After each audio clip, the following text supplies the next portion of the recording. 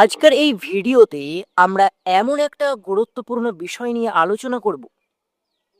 বিষয়টা হচ্ছে 2026-এ কি বাংলায় কি সত্যিই ক্ষমতার পালাবদল হবে, নাকি আবারও আগের মতোই একই মুখ্যমন্ত্রী চিত্র দেখা যাবে।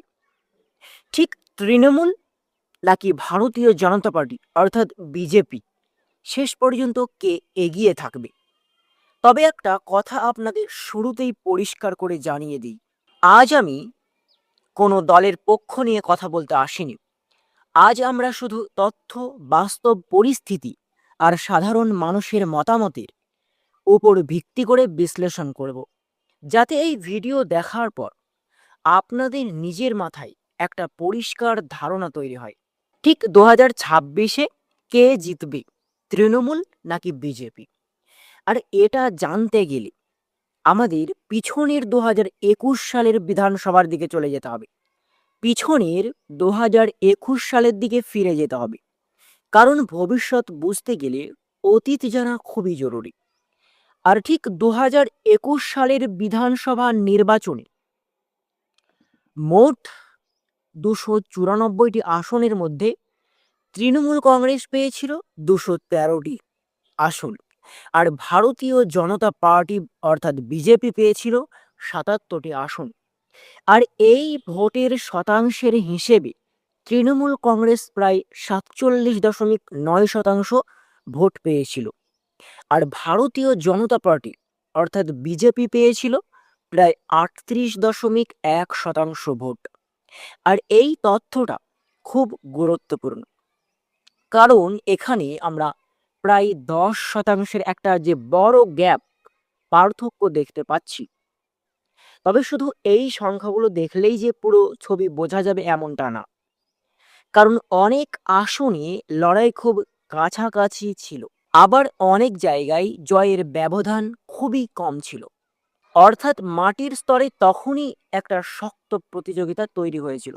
তাহলে এখন লাখ টাকার প্রশ্ন হলো, 2026 সালে কি মমতা বন্দ্যোপাধ্যায়ের বদল দেখা দেবে এবং তৃণমূলে হেরে যাবে অর্থাৎ বিজেপি জিতবে? প্রথমত যদি আমরা দেখি, তৃণমূল কংগ্রেস তাদের ক্ষমতা ধরে রাখতে পেরেছে।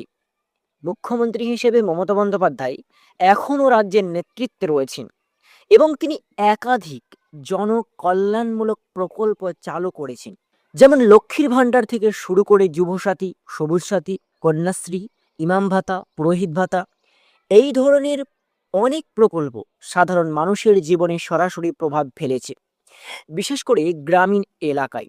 ফলে একটা স্থায়ী সমর্থন তৈরি হয়, অর্থাৎ গ্রামের প্রতিটি গরিব মানুষ, মহিলারা বিশেষ করে তৃণমূলকে, মমতা বন্দ্যোপাধ্যায়কে কিন্তু ভোট দিয়ে জিতিয়েছে। আর ঠিক অন্যদিকে বিজেপির দিকটা দেখলে, বিজেপি 2021 সালে যেভাবে শক্তভাবে মাঠে এসেছিল, তারপরে তারা নিজেদের সংগঠনকে আরো মজবুত করার চেষ্টা করেছে। তবে একটা প্রশ্ন থেকেই যায়, স্থানীয় নেতৃত্বে কতটা শক্তিশালী? কারণ বাংলার রাজনীতিতে স্থানীয় নেতৃত্ব খুব গুরুত্বপূর্ণ ভূমিকা পালন করে। এখন যদি আমরা বাস্তব পরিস্থিতির দিকে তাকাই, তাহলে দেখতে পাবো শহর আর গ্রামের রাজনীতি এক না। শহরে উন্নয়ন, কাজের সুযোগ, পরিকাঠামো, এই বিষয়গুলো খুব বেশি হয়, আর গ্রামের মানুষ জনকল্যাণমূলক প্রকল্প, স্থানীয় সংযোগ আর মানুষের সঙ্গে সরাসরি সম্পর্ক বেশি কাজ করে। আর এই জায়গায় তৃণমূল কংগ্রেস অনেক শক্তিশালী, কারণ মমতার কাছ থেকে সরাসরি গ্রামের মানুষেরা উপকৃত হচ্ছে। তবে বিজেপি পার্টির একটা বড়, অনেক ভোটার দেশের বড় ছবি দেখে সিদ্ধান্ত নেন। বিশেষ করে যুব সমাজের একটা অংশ এই দিকটা গুরুত্ব দেয়। তবে সেই সমর্থন ভোটে কতটা রূপান্তরিত হবে সেটাই আসল প্রশ্ন। ঠিক এখন আমরা যদি 2026 সালের নির্বাচনের দিকে তাকাই, তাহলে কয়েকটা বিষয় খুব গুরুত্বপূর্ণ হয়ে ওঠে। ঠিক প্রথমত যেটা উঠে আসে, দীর্ঘদিন ক্ষমতায় থাকার পর মানুষের মধ্যে কিছু অসন্তোষ তৈরি হওয়া স্বাভাবিক, কিন্তু সেই অসন্তোষ কতটা গভীর সেটাই গুরুত্বপূর্ণ। আসলে মানুষ কি সত্যিই পরিবর্তন চায় নাকি স্থিতিশীলতা চায়? এই প্রশ্নটাই মূল। দ্বিতীয়ত হচ্ছে বিরোধী শক্তির অবস্থান। হ্যাঁ, যদি পশ্চিমবাংলায় রাজনীতিতে বিরোধীরা আলাদা আলাদা থাকে তাহলে ক্ষমতাসীন দল সুবিধা পায়। আর যদি তারা একজোট হয় তাহলে প্রতিযোগিতা অনেক কঠিন হয়ে যায়। তৃতীয়ত হচ্ছে ভোটদানের হার। অনেক সময় ফলাফল নির্ভর করে কে কত বেশি মানুষকে ভোট কেন্দ্রে নিয়ে যেতে পারলো। আর এখানে যে সংগঠন আর মাটির স্তরের কাজ খুব বড় ভূমিকা পালন করে।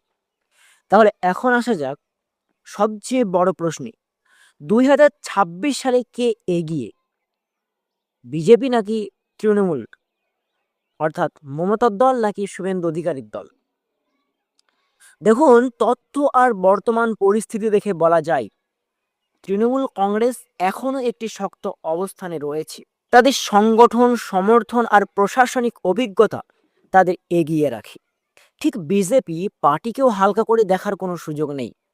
তারা ইতিমধ্যেই বড় চ্যালেঞ্জ তৈরি করেছে এবং তাদের একটি স্থায়ী ভোট ভিত্তি তৈরি হয়েছে। তাহলে কি ক্ষমতার পরিবর্তন হবে 2026?